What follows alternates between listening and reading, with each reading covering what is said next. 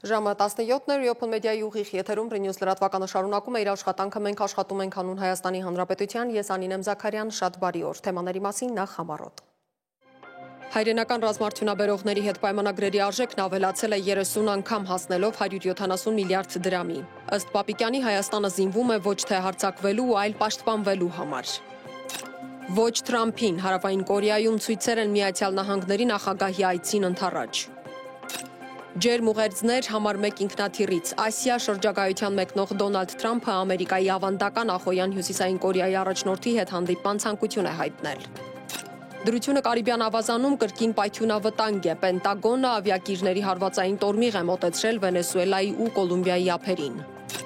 Հայաստանում կկառուցվի 4 նոր ջրամբար, կնորոգվի Արթիկի ջրամբարը, ոռոգելի հողերի տարածքը կավելանա 1700 հեկտարով։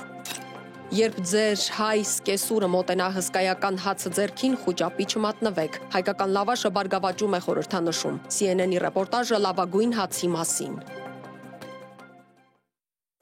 Հնդկաստանի Հայդարաբադ քաղաքում տեղի են ունեցել Հայաստան-Հնդկաստան պաշտպանական խորհրդակցությունները նախորդ տարի ձևավորված երկկողմ պաշտպանական համագործակցության հարցերով համատեղ աշխատանքային խմբի ձևաչափով։ Խորհրդակցությունների ավարտին Հայաստանի պաշտպանության նախարարության պաշտպանական քաղաքականության և միջազգային համագործակցության վարչության պետ Լևոն Այվազյանը և Հնդկաստանի պաշտպանական գերատեսչության միջազգային գործակցության հարցերով միացյալ քարտուղար Վիշվե Շնեգին ստորագրել են գործակցության 2026 թվականի ծրագիրը, որն ընդգրկում է մի շարք միջոցառումներ բարձրաստիճան և փորձագիտական փոխայցելությունների, ռազմական կրթության, ռազմատեխնիկական, մարտական պատրաստության ու վարժանքների, փորձի փոխանակման և մի շարք այլ ոլորտներում։ Պաշտպանության նախարար Սուրեն Պապիկյանը հանրային հեռուստաընկերության եթերում հայտարարել է, որ Հայաստանը ձեռք է բերում բացառապես նոր սերնդի սպառազինություն և զենքի գնումների դիվերսիֆիկացման խնդիրը լուծված է։ Նա ասել է, որ Հայաստանը նաև զարգացնում է տեղական արտադրությունը։ Ըստ նրա, եթե 2022-ին պաշտպանական արդյունաբերության հայկական ընկերությունների հետ կնքվել են մոտ 5.5 միլիարդ դրամի պայմանագրեր, ապա հիմա այդ թիվը հասել է 170 միլիարդի։ Պաշտպանության ծախսերը նախարարի տվյալով 2018 թվականից ի վեր աճել են 1.1 միլիարդ դոլարով։ Պապիկյանն անդրադարձել է նաև ժամկետային ծառայությունը 6 ամսով կրճատելու թեմային, շեշտելով, որ հայկական բանակի միջուկը պետք է կազմված լինի պրոֆեսիոնալներից, պայմանագրային զինծառայողներից։ Պաշտպանական գերատեսչության ղեկավարի մյուս ուշագրավ հայտարարություններն իմ գործընկեր Մոնիկա Հայրոյանի ռեպորտաժում։ Պարտադիր ժամկետային զինծառայությունը կես տարով կրճատելու որոշումն այսօր չի ընդունվել եւ նախընտրական քարոզչական նպատակներ չի հետապնդում։ Հանրային հեռուստատեսությանը հայտարարել է պաշտպանության նախարար Սուրեն Պապիկյանը։ Այո, դա մեր նախընտրական ծրագրում է առկա, այնուհետև մենք մեկ այլ կարևոր փաստաթուղթ ենք ունեցել, դա Հայաստանի Հանրապետության բանակի կերպափոխման հայեցակարգն է, որտեղ նույնպես արձանագրված է այս ամենը, եւ իհարկե դա պիտի տեղի ունենար մեր հնգամյա ցիկլի ընթացքում։ Ռազմական փորձագետների մի մասը համոզված է, որ պարտադիր զինվորական ծառայության ժամկետը կրճատելը առանց բոլոր զորատեսակների որակական առաջընթացն ապահովող համալիր միջոցառումների թույլատնելու է բանակը, սակայն Պապիկյանը վստահ է, որ այս քայլը միմիայն կբարձրացնի բանակի մարտունակությունը։ Բարեփոխումներն ըստ նրա կատարվում են բանակը բանտի չվերածելու համար։ Շատ են հնչում նման թեզեր, որ բանակը կրճատում են։ Իհարկե ես կուզենամ հարց հնչեցնել, ինչ է ասել է բանակը կրճատում են, այսինքն եթե ցիկլը 2 տարվա փոխարինվում է 1.5 տարով, որտեղ է տեղի ունենում կրճատումը։ Իհարկե ես կուզեմ լսել իրենց բարձաբանումը, ես ինքս կտամ ինչ փոփոխություններ կարող են լինել եւ երբ առաջացած հարցերը կլուծվեն ու ինչ ձևով։ Հայաստանի Հանրապետության ռեզերվը, գործող ռեզերվը, ոչ թե ընդհանուր ռեզերվիստների թիվը 600,000 մինչև 600-650,000, գործող ռեզերվը գնահատվում է մինչև 350,000։ Ենթադրենք 100,000, ասենք անառողջ մարդիկ են եւ 250,000-ն է մեր պահեստազորը, ռեզերվը դա պահեստազորն է։ Քանի տարի է պետք, որ երկրորդ անգամ գա վարժվի այն մարդը 10,000 հավաքելու դեպքում ամեն տարի այդ 250,000-ը 250-ը բաժանում ենք 10,000-ի, ստանում ենք 25 տարի մեկ։ Նախարարն ընդգծեց, Հայաստանը ձեռք է բերում միայն նոր սերնդի զենքեր, իսկ հայկական արտադրանքը ըստ Պապիկյանի որակով չի զիջում եւ նախատեսվում է դուրս բերել միջազգային շուկա։ Այն ինչ արվում է մեր կողմից, դա մեր երկրի պաշտպանունակությունը բարձրացնելու նպատակով է Եվ կարծում եմ անհրաժեշտ է, որպեսզի բոլորի համար բաց լինի, այդ թվում նաև Հայաստանին զենք վաճառող եւ կողքից Հայաստանին նայող մեր հարևանների ու գործընկերների համար Հայաստանը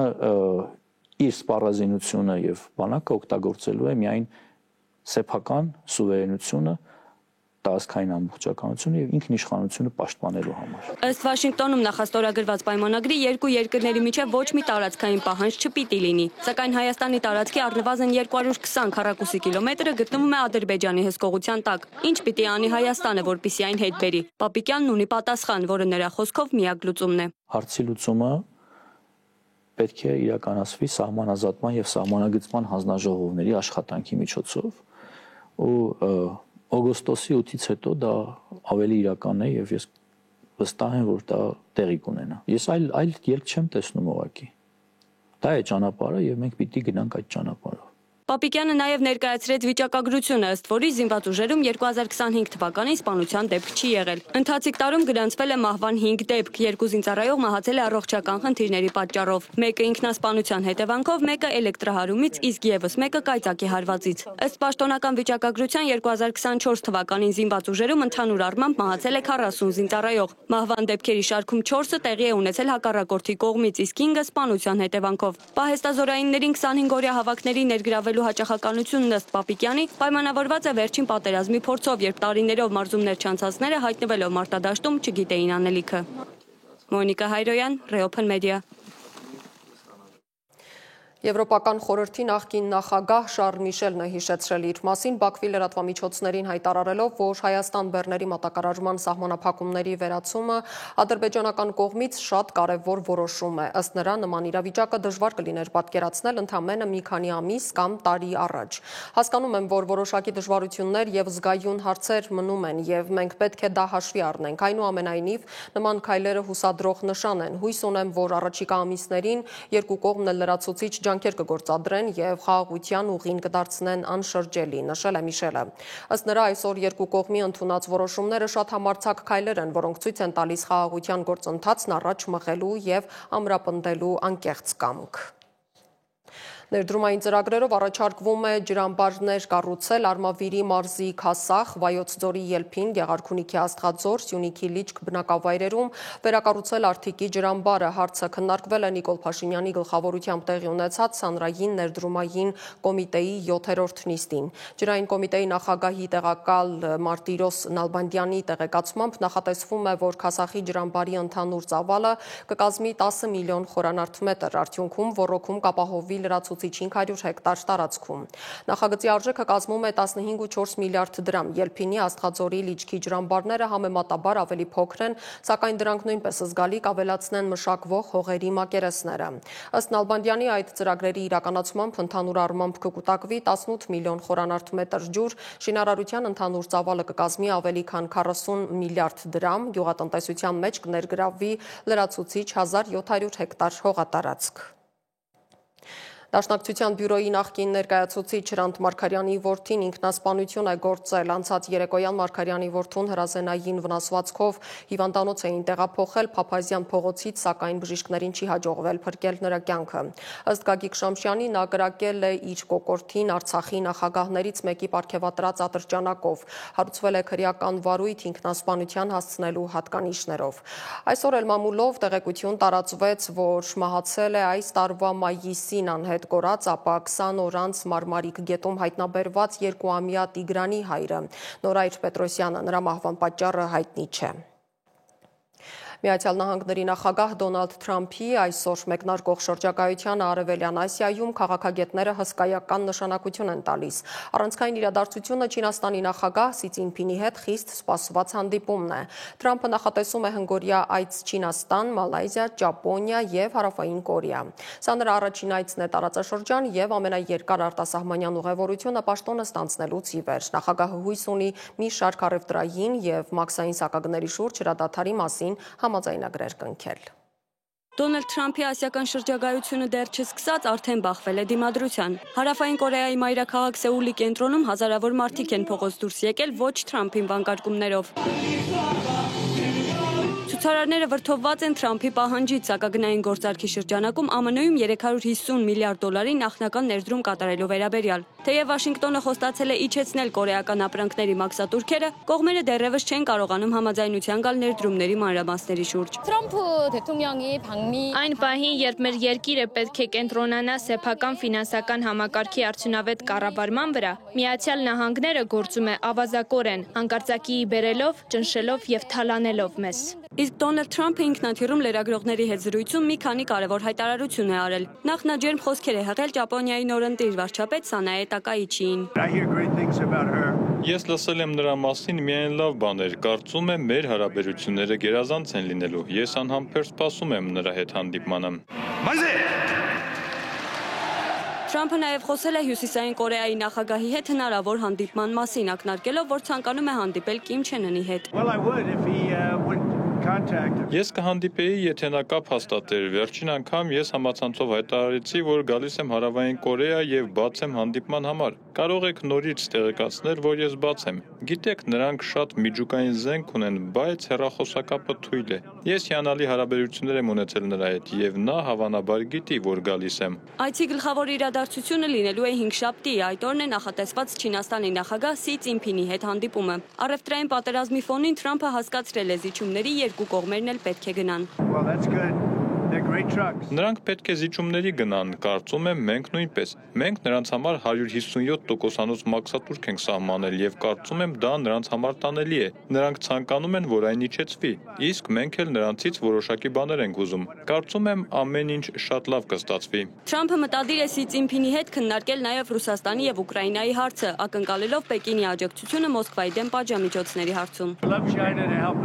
Կցանկանայի, որ Չինաստանը մեզ օգներ Ռուսաստանի հարցում։ Մենք Ռուսաստանի դեմ շատ խիստ պատժամիջոցներ ենք սահմանել։ Ես շատ լավ հարաբերություններ ունեմ նախագահ Սիի հետ եւ վստահ եմ, մեր հանդիպումը հիանալի է անցնելու։ Մեր քննարկելիք թեմաներից է Ռուսաստան-Ուկրաինա հակամարտությունը, որի ավարտով կարծում եմ նա նույնպես հետաքրքրված է։ Ճակատագրի հեգնանքով այն կառույցը, որը ստեղծվել էր տնտեսական ինտեգրումը խթանելու համար, այսօր վերածվել է երկու հզորագույն անդամների ԱՄՆ-ի եւ Չինաստանի առճակատման գլխավոր հարթակի։ Հոկտեմբերի 30-ին կայանալիք հանդիպումը ցույց կտա, թե արդյոք դեռ հնարավոր է գտնել ընդհանուր եզրեր, թե Ասիա-Խաղաղօվկիանոսյան տնտեսական համագործակցության կազմակերպությունը վերջնականապես կորցնում է իր նշանակությունը, դառնալով գերտերությունների պայքարի լուռ վկան։ Մոնիկա Այրոյան, Open Media։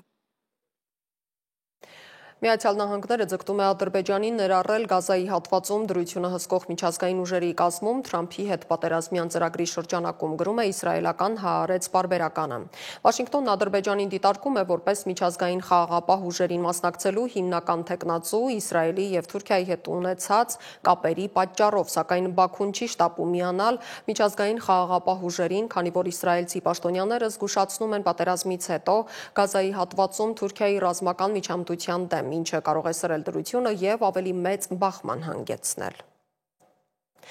Մինչ ամերիկյան վարչակազմը սրում է դրությունը Կարիբյան ավազանում, Ճապոնիան փորձում է հաշտվել Ռուսաստանի հետ։ Կռվախնձորը Կուրիլյան կղզիներն են, որոնք ծագող արևի երկիրը համարում է իրենը։ Չի մեղմանում դրությունը նաեւ ուկրաինական ճակատում։ Միջազգային լրահոսի կարևոր դրվագները մեկ տեսաշարով։ Միացյալ Նահանգների ռազմական նախարար Փիթ Հեքսեթի հրամանով հարավային հրամանատարության պատասխանատվության գոտում տեղակայվել են Ջերալդ Ֆորդ ավիակիր հարվածային խումբը, որոնք կրում են կործանիչների էսկադրիլյաներ։ Պենտագոնի ներկայացուցիչ Շոն Փարնելի խոսքով հարավային գոտում ամերիկյան ուժերի ընդլայնումը կբարձրացնի Ամերիկայի կարողությունը, բացահայտելու եւ խափանելու երկրի անվտանգությանը սպառնացող անօրինական գործունեությունը։ Հարվածային խմբավորման տեղակայումն իրականացվում է Կոլումբիայի եւ Վենեսուելայի հետ լարվածության պայմաններում։ Susie can tell you about this, but Դոնալդ Թրամփի վարչակազմը պատժամիջոցներ է սահմանել Կոլումբիայի նախագահ Գուստավո Պետրոյի, նրա կնոջ ու որդու, նաև ներքին գործերի նախարար Արմանդո Բենեդետիի հանդեպ։ Այս քայլը հետևել է Վենեսուելայի եւ Կոլումբիայի ափերի մոտ ամերիկյան ռազմածովային ուժերի 10 ռազմական գործողության, որոնք հանգեցրել են 43 զոհի։ Պետրոն հայտարարել է, որ Կարիբյան ծովը ոչ մի կապ չունի ֆենտանիլի առևտրի հետ եւ Թրամփին իրականում պետք է Վենեսուելայի եւ Գայանայի նավթը։ Ըստ նրա ամերիկյան հրթիռներից սպանվածները սովորական ձկնորսներ էին։ Պետրոն Թրամփին հրավիրել է այցելել Կոլումբիա եւ տեսնել, թե ինչպես է ինքը պայքարում թմրաշրջանառության դեմ առանց սպանությունների։ Ճապոնիայի խորհրդարանում իր պաշտոնը ստանձնելու կապակցությամբ ունեցած ծրագրային ելույթում վարչապետ Սանաե Տակայիչին հայտարարել է, որ իր կառավարությունը վճռական է տրամադրված Ռուսաստանի հետ խաղաղության պայմանագիր կնքելու հարցում։ Չնայած Ճապոնիա-Ռուսաստան հարաբերություններում առկա բարդ իրավիճակին, Ճապոնիայի կառավարության քաղաքականությունն ուղղված է տարածքային հարցերի լուծմանը եւ խաղաղության պայմանագրի կնքմանը, ասել է պահպանողական վարչապետը։ Երկրորդ համաշխարհայինից հետո Ճապոնիան պահանջում է վերադարձնել Կուրիլյան 4 կղզիները, որոնք խորհրդային ուժերը գրավել են որպես ռազմավար։ I'm there to help him to deliver. ՆԱՏՕ-ի գլխավոր քարտուղար Մարկ Ռյուտեն հայտարարել է, որ Վլադիմիր Պուտինը էական առաջընթաց չի գրանցում ուկրաինական ճակատում։ Մարտադաշտում տեղի ունեցած իրադարձությունները ցույց են տալիս, որ մեր աջակցությունը Ուկրաինային արդյունավետ է, եւ մենք պետք է շարունակենք նույն ոգով, նշել է նա։ Ըստ Ռյուտեի, Պուտինի փողը, զորքերը եւ գաղափարները սպառվում են եւ Ռուսաստանը պետք է կանգ առնի այնտեղ, որտեղ հասել է։